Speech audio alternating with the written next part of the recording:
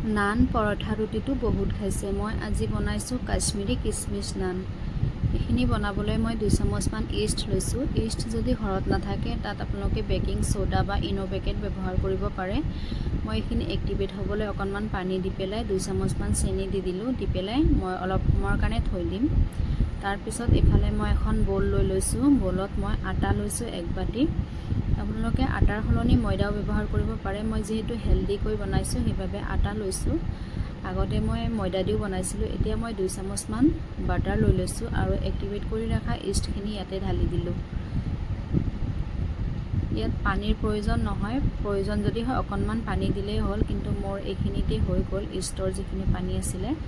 এতিয়া এইখিনি মই 5 মিনিট সময় হাতেদি এনেকৈ মুঠি পেলাই এটা ছফ্ট ডো ৰেডি কৰি লৈছোঁ আৰু ওপৰত অকণমান বাটাৰ এনেকৈ লগাই পেলাই ঢাকন লগাই থৈ দিম আধা ঘণ্টাৰ কাৰণে। এটা গৰম জেগাত ৰ'দত থৈ দিলেও হ'ব, কিবা কিচেনত যদি ৰ'দ পৰি থাকে তাত দিলেও হ'ব। এতিয়া মই আধা ঘণ্টাৰ পাছত এনেকৈ উলিয়াই লৈছোঁ। উলিয়াই পেলাই হাতেদি আকৌ মই এনেকৈ অকণ মুঠি লৈছোঁ। দেখিছে কিমান ছফ্ট হৈছে, দেখাতে কিমান ছফ্ট লাগিছে। এতিয়া মই ইয়াৰ পৰা অকণমান ডো লৈ ল'ম। লৈ পেলাই হাতেদি এনেকৈ ঘূৰাই ঘূৰাই তাৰপিছত অকণমান ময়দা লগাই পেলাই এইখিনি বেলি ল'ম। তাৰপিছত ইয়াত মই কেইটামান কিচমিচৰ টুকুৰা ময়দাত সানি পেলাই ওপৰত ছটিয়াই দিম। দি পেলাই এনেকৈ মুখখন বন্ধ কৰি পেলাই আকৌ বেলি পেলাই মই নান ৰুটিকেইটা তৈয়াৰ কৰি ল'ম।